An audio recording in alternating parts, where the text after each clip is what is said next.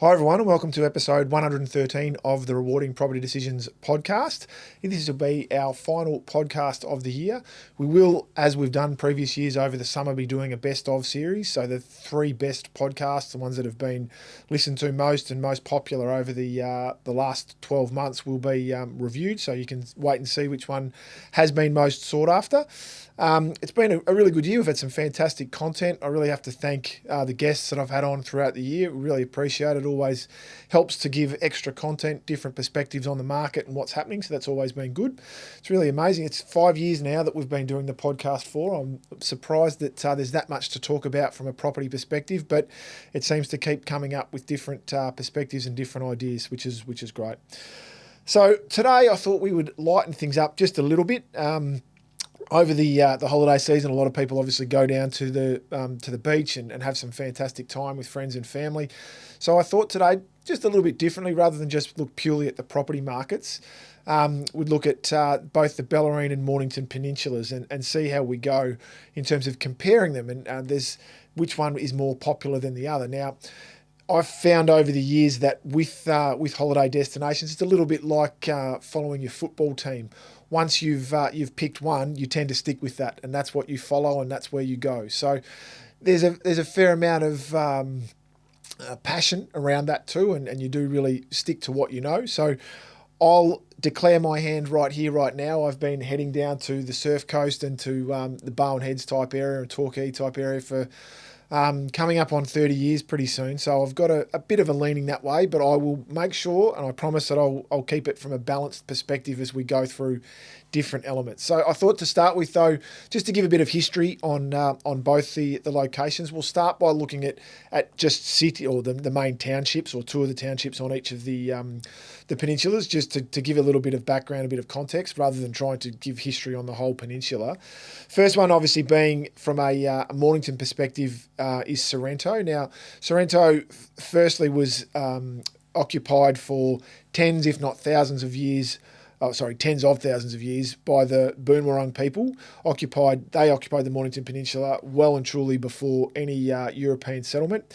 Europeans did arrive around 1802, and initially Sorrento was set up with a convict settlement, as a lot of Australia was.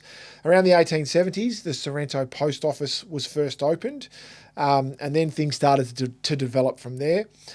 Access, from an accessibility perspective, that was always quite difficult during that time, and a paddle steamer was set up to leave from Port Melbourne, come to Sorrento, and then went across to Queenscliff.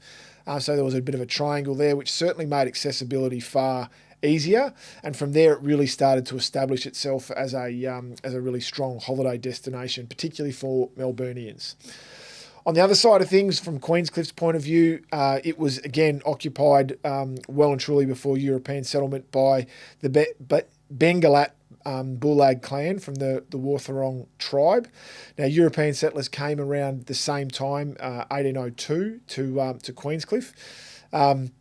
It was had permanent European occupation, began around 1836, with land sales beginning around 1853. And the post office opening down there at 1853 as well. Queenscliff was originally more of a fishing village, and became more of a tourist destination around the late 1800s.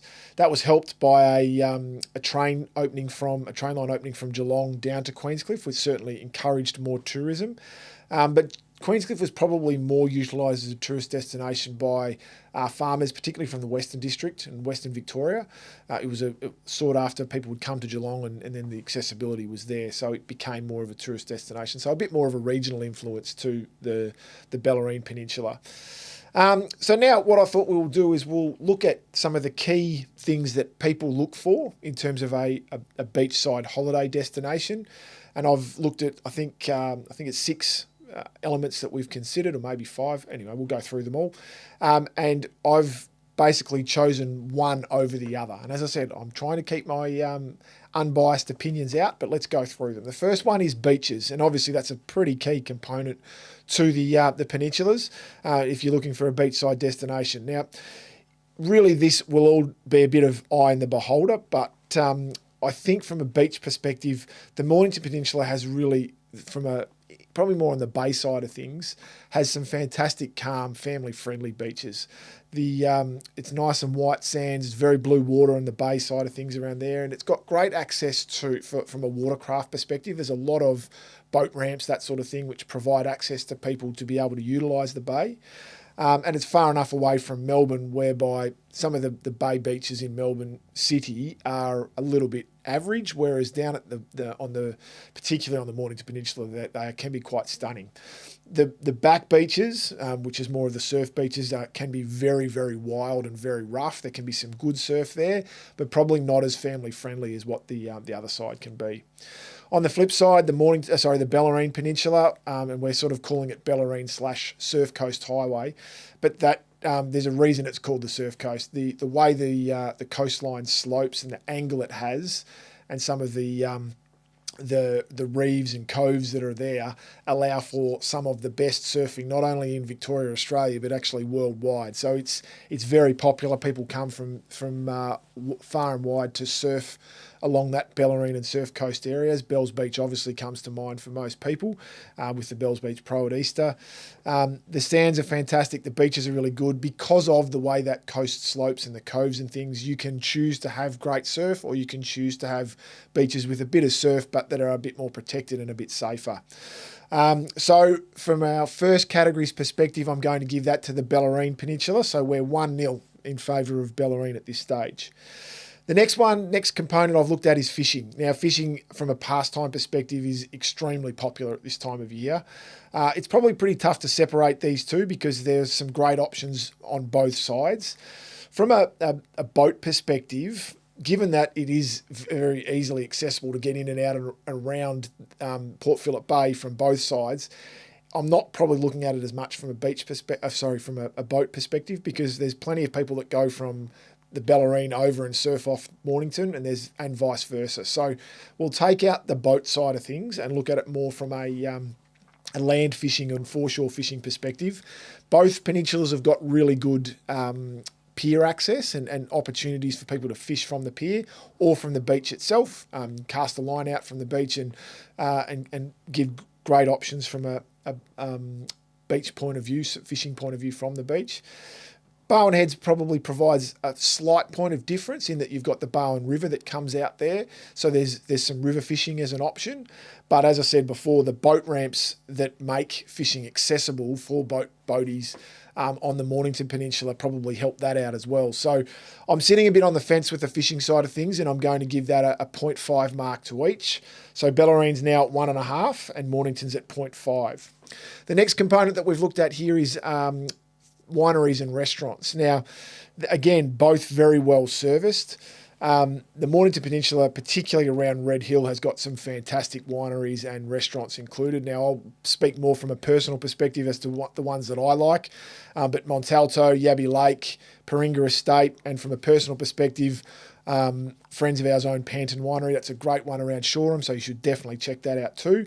But then if you go down to the Bellarine Peninsula, you can look at Jackrabbit, Scotchman's Hill, and obviously Oakdean as well. So there's some great options there too.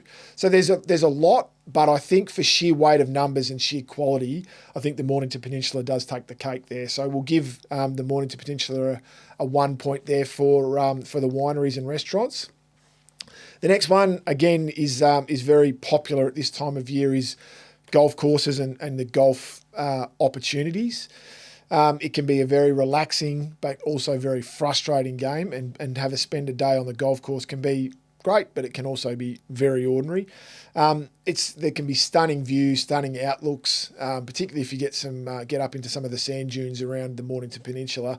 There's some really nice outlooks and things there, and then some of the courses around the Bellarine have some great views out over the Port Phillip Bay, but also out over the Surf Coast as well. Some of the courses that I'm more familiar with on the Bellarine are things like Bowen Heads, 13th Beach, the Sands at Torquay, and also the RACV at Torquay are both really good courses as well. But when you go then down to the Mornington Peninsula, it takes it up to another level. You've got the National, Moon Links, the Dunes, Cape Shank, Portsea and St Andrews Beach, just to name a few. There's plenty more. So there's a lot of golf courses down on that Mornington Peninsula that probably give it the edge.